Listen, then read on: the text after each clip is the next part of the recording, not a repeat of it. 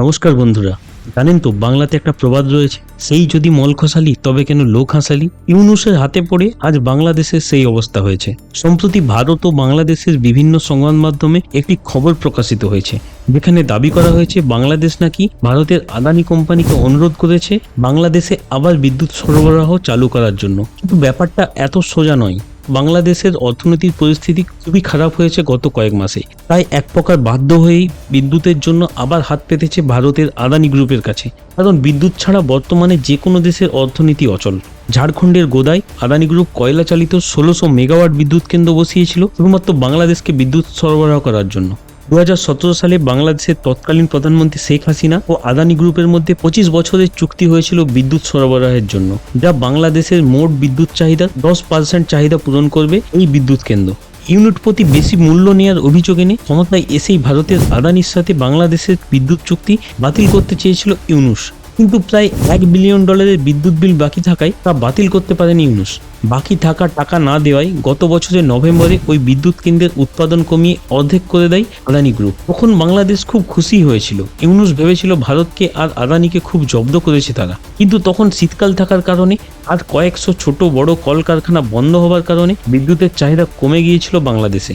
তাই তখন বিদ্যুৎ ঘাটতির অভাব বুঝতে পারেনি বাংলাদেশ। কিন্তু কিছুদিন আগে বাংলাদেশের power development board of Bangladesh আসন্ন বিদ্যুৎ ঘাটতি নিয়ে সতর্ক করেছে বাংলাদেশের বর্তমান সরকারকে।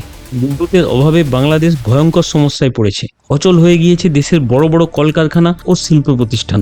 প্রভাব পড়েছে চাষাবাদের জন্য প্রয়োজনীয় সেচ ব্যবস্থায়। বিভিন্ন এলাকায় ঘন ঘন লোডশেডিং এর কারণে ব্যাহত হচ্ছে নানা পরিষেবা, যার সরাসরি প্রভাব পড়ছে পণ্য উৎপাদনে আর অর্থনীতিতে। আর এতেই নাভিশ্বাস উঠেছে ইউনূসের। পরিস্থিতি বেগতিক দেখে নিজের ফেলা থুতু চেটে নিয়ে আবার এসে পড়েছে আদানির পায়ে। হাত জোড় করে অনুরোধ করে চালু করতে বলেছে বিদ্যুৎ সরবরাহ। কিন্তু আদানি এবার সুদে আসলে উসুল করে নেবে অপমান। তাই আদানি গ্রুপ জানিয়ে দিয়েছে কোনো ছাড় দেওয়া হবে না। প্রতি মাসে $85 মিলিয়ন করে বিদ্যুৎ বিল বাবদ দিতে হবে বাংলাদেশকে। তবে এই প্রথম নয়, এর আগেও বহুবার নিজের ফেলা থুতু চেটেছে ইউনূস। আপনাদের নিশ্চয়ই মনে আছে বাংলাদেশে গত বছরের জুলাই আগস্ট মাসে যে বৈষম্য বিরোধী আন্দোলন হয়েছিল, তে বারবার ভারত বিরোধিতার কথা উঠে এসেছিল। ইউনূস ক্ষমতায় আসার পর সেই ভারত বিরোধিতা বহুগুণ বেড়েছে। ইউনূস সরকারের উপদেষ্টা আর সমন্বয়করা বারবার প্রকাশ্যে ভারতকে শত্রু ঘোষণা করেছে। আমরা আসলে ভারতের সাথে বন্ধুত্ব চাই, আমরা ভারতের সঙ্গে কোনো বন্ধুত্ব চাই না।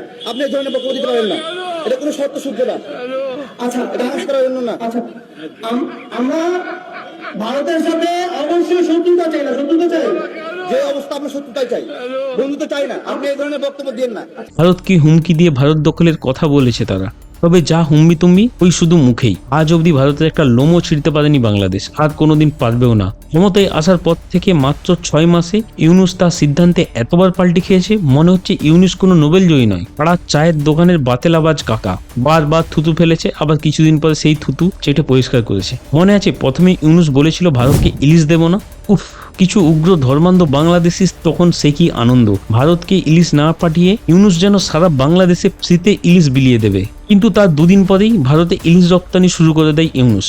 এক সময় যারা ভারতের পণ্য বয়কটের জন্য সোশ্যাল মিডিয়ায় বড় বড় হ্যাজ নামিয়েছে, গলি থেকে রাজপথে মিছিল নামিয়েছে, আজ ভারতের পণ্যের জন্য ইত্যাদির মতো ভারতের বর্ডারের দিকে তাকিয়ে থাকে। কখন ভারত থেকে চাল, ডাল, আলু, পেঁয়াজ, ডিম, কাঁচা লঙ্কা আসবে, সেগুলো খেয়ে ভারতকে দুটো গালাগাল দেবে। আবার কিছু পাগল আছে যারা বলে বাংলাদেশ ভারতীয় পণ্য না কিনলে ভারত না খেয়ে মরবে। ভারত তাদের পণ্য দিচ্ছে আর ভারতই না খেয়ে মরবে, মানে এদের মাথায় কি আছে? মানে যা হোক একটা যুক্তি দেবেই নিজেদের সমর্থনে। আদানি বিদ্যুৎ নিয়ে যা হয়েছে আরো অনেক কিছুই এমন হবে ভবিষ্যতে। আর এর মধ্যেই ট্রাম্প এক প্রকার বলেই দিয়েছে বাংলাদেশ নিয়ে যা সিদ্ধান্ত নেওয়ার ভারতই নেবে। আর ভারত জানে বাংলাদেশের দৌড় কত দূর, একদিন ঠিক এসে পড়বে ভারতের পায়ে। বন্ধুরা, কেমন লাগলো ভিডিওটি কমেন্ট করে অবশ্যই জানান। ভিডিওটি ভালো লাগলে লাইক করুন, শেয়ার করুন। এরকম আরও ভিডিও পেতে আমাদের চ্যানেলটি সাবস্ক্রাইব করুন। ভিডিওটি দেখার জন্য ধন্যবাদ।